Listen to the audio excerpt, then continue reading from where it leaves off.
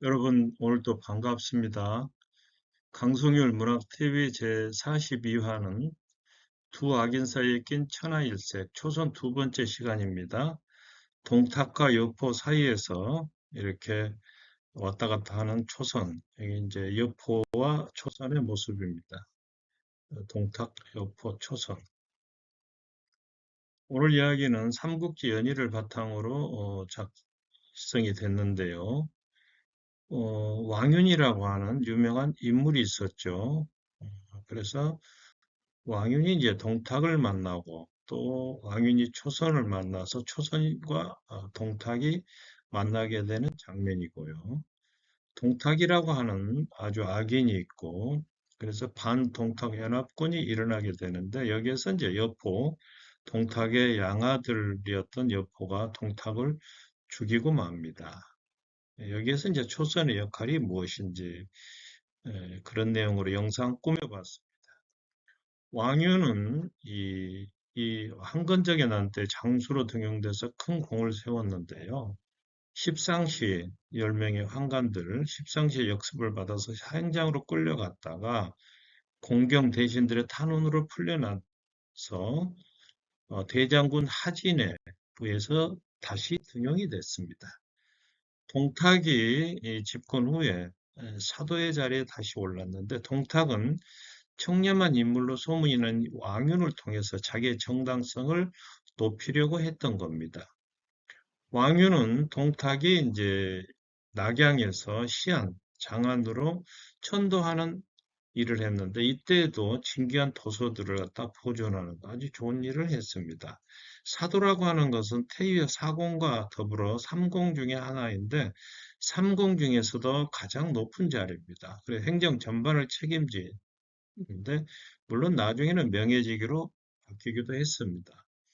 동탁과 왕윤인데 왕윤은 낙양에서 장안으로 수도를 옮긴 후에 포로들을 학살하고 장원이라고 하는 신하를 잔인하게 살해한 이 동탁을 보고 걱정에 잠기게 됩니다. 장원이라고 하는 사람은 이제 이 소설 속에서는 술자리에서 동탁의 지시로 옆에 끌려갑니다. 그래서 참수를 당하는데 이 장원이라고 하는 인물 역시 삼공의 자리까지 오른 관료로서 왕용과 함께 동탁을 없애기로 계획을 세웠다가 실패합니다. 동탁은 이러한 장원을 원술과 내통하고 있다는 죄목으로 저자에서 이제 매를 때려 죽였는데 이것이 이제 정사고요. 소설에서는 이제 이렇게 나옵니다. 여포에게 끌려 나갔다가 잠시 후에 선혈이 흐르는 피가 뚝뚝 떨어지는 장원의 머리를 여포가 쟁반에 담아옵니다. 조정 관료들이 모두 놀란 상황에서도 동탁은 장원이 원술과 내통하다가 내 아들에게 걸렸다. 여포지요. 그러면서 자린고비, 이 인색한 사람이 굴비 보고 뭐 밥을 삼킨다고 그런 고사가 있지 않습니까? 마치 자린고비가 굴비 보고 밥을 먹듯이 장원의 먹을 안주 삼아서 웃으면서 술을 마시더라. 그런 얘기입니다. 왕윤이 초선을 처음 만난 것은 이제 지금 이야기가 시작된 지금으로부터 한 달 전인데 가난에 찌든 부모를 따라서 이제 상경, 낙양이었겠죠. 낙양으로 온 지 한 달 만에 이 왕윤의 행렬과 마주칩니다. 초선의 아름다움을 발견한 왕윤은 집으로 데려다가 그녀를 양녀로 삼았고 일개 서성에 지나지 않았던 그 아버지도 딸 덕분에 낮게나마 벼슬자리에 오르게 됩니다. 어느 날 왕유는 각 관아의 장관, 중직자들을 집으로 초대를 합니다. 왕유는 평소에 소신이고 깨끗한 한나라의 사도로서 높은 자리에 있었지만 그럼에도 불구하고 술자를 싫어하고 여흥을 즐기지 않았는데 갑자기 잔치를 연다고 오라고 하니까 사람들은 의아해했다는 겁니다. 더구나 그날은 특별한 날도 아니었어요.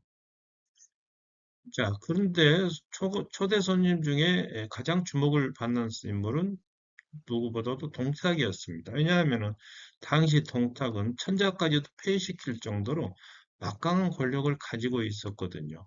자, 왕윤이 이제 사람들 앞에서 얘기합니다. 제가 수양딸을 하나 얻어 여러분을 모시게 되었습니다. 이 말이 끝나자 16살 정도 먹은 이 아름다운 여자가 두 시녀의 부축을 받으면서 등장하는데 그녀가 바로 초선이었습니다. 그리고 이제 왕인 옆에 딱 앉는 거예요. 동탁이 하는 말이 혹시 측실 당신의 첩이 아니면 내 집으로 들이면 어떻겠는가. 이게 이제 동탁이라고 하는 인물은 아름다운 여자만 보면 욕망을 채우는 호색한이었는데 이제 보고 초선을 보고 마음에 든 겁니다. 명목상으로는 자기 양아들 여포의 아내로 며느리로 맞이할 것처럼 말을 했지만 속으로는 딴 마음을 품고 있었던 겁니다. 흥이 무르익자 이제 만취한 동탁은 왕윤과 초선 사이에 앉아서 초선의 억지로 술을 따르게 합니다. 이 동탁이라고 하는 인물은 누구냐?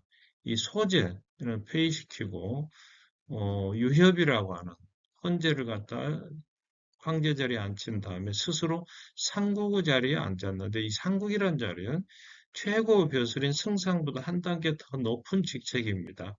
한나라 고조 유방이 이 자리를 신설해서 승상 수하에게 내렸는데 360년 동안이나 없어졌다가 동탁이 다시 부활시켜서 자기가 그 자리에 오르게 됩니다. 그래서 황제를 배할할 때도 칼을 차고 있을 정도로 막강한 자리입니다. 동탁은 지략이 있고 힘이 세고 무예가 뛰어났지만은 성정 자체가 아주 포악했습니다. 동탁은 동계, 화살과 활, 꼬지 이 두 개를 양쪽에 차고 말을 몰면서 좌우로 활을 쏠 수 있었. 그러니까 무예가 뛰어났습니다. 그럼에도 살인과 약탈, 겁탈, 축제 등 온갖 나쁜 짓을 저질렀는데 하루는 지신제, 제사를 지내던 백성들 모두를 죽이고 재물과 부녀자를 약탈한 다음에 도적을 격파했다며 만사를 불렀다는 겁니다. 장안에서 이 잔치를 베풀 때 반란을 일으켰다 항복한 수백 명을 즉석에서 죽이기도 했는데 그들의 혀를 자른 다음에 손발을 베고 눈알마저 파낸 후에 삶아 죽였다는 겁니다.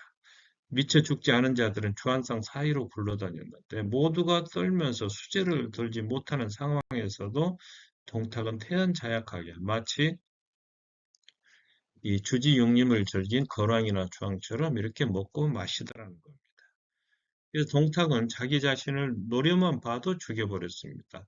자기 양아들 여포에게까지 사소한 이유로 수국을 던질 정도의 수국이라고 하나 한 손으로 던지는 짧은 무기입니다. 반면에 이 여포가 가지고 다녔다는 이 방천화국은 월화, 초승달 모양의 날이 양쪽에 붙어 있고 있는데 사실은 이제 송나라 이후에 등장한 무기라서 여포가 사용했을 리는 만무하죠. 근데 소설 속에는 이제 이 여포의 무기로 등장합니다.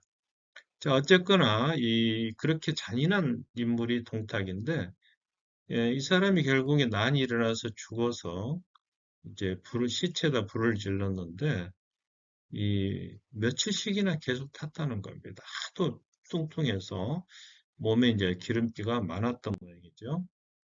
자, 결국에 동탁을 반대해서 일어난 연합군이 생겨났는데 동탁은 낙양에서 장안으로 천도를 강행합니다. 이 천도를 거절한 낙양 주민들은 그 자리에서 죽이고 말았는데 수백만 명을 이주시키면서 짓밟히거나 굶어 죽은 시체가 거리에 가득했고 궁궐과 관청 민가를 모두 불태움으로써 낙양 근처 200리 안은 모두가 잿더미가 되고 말았습니다. 그리고 동탁은 집권한 후에 화폐개혁을 실시했는데 너무나 인플레이션이 심해서 곡식 한 섬이 수십만 전에 팔리기도 했다는 겁니다. 190년에 원소, 원술, 조조, 마등, 공손찬, 송경 같은 이 제후들이 원소를 맹주로 한 반동탁 연합군을 결성을 했습니다. 그러자 이때 동탁은 낙양에 불을 질러버리고 조금 전에 말씀드린 것처럼 황제와 문무백관을 데리고 낙양에서 장안으로 도망을 쳤는데 이제 말하자면 명목은 천도였죠. 이때 이제 조조가 혼자서 군을 일구고 이 낙양에서 시안으로 장안이죠. 쳐들어갔는데 결국에 동탁의 군대에게 대피하고 맙니다. 이후 이제 삼국지연의 소설을 보면 송견이 욕세를 찾아냈는데 이것 때문에 각 제후들이 이렇게 서로 야망을 불태우면서 서로 싸우고 그럼으로써 이제 연합군이 와해되고 맙니다. 자, 여포가 동탁을 죽이는 장면인데요. 마중적토 인중여포라고 그래서 말 중에서는 적토말요.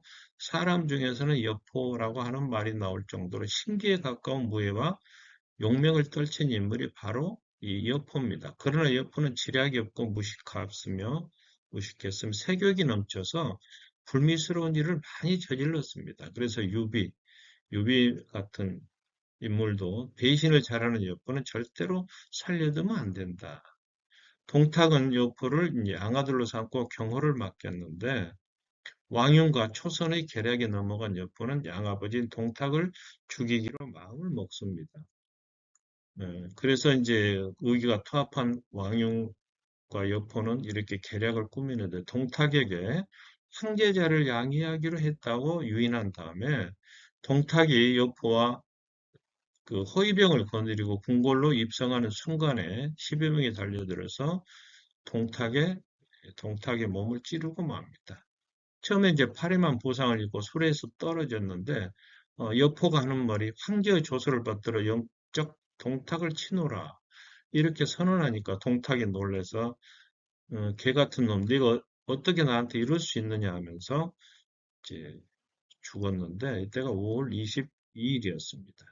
동탁이 죽자 사람들은 만세를 부르면서 거리로 뛰쳐나서 노래하고 춤을 추며 잔치를 벌였고 동탁의 시체는 거리에 버려졌으며 일족은 멸족이 됐습니다. 동탁을 낳은 친모 지양군을 면전에 끌어온 왕유는 동탁을 낳은 죄로 참수, 목을 쳐서 죽였습니다. 죽고 나서 보니까 동탁이 치부한 금액이 어마어마했는데 금이 2 내지 3만 건이고 은이 80에서 90만 건이고 그 밖에 비단과 구슬 같은 온갖 보물을 산처럼 쌓아 놓았다라는 겁니다.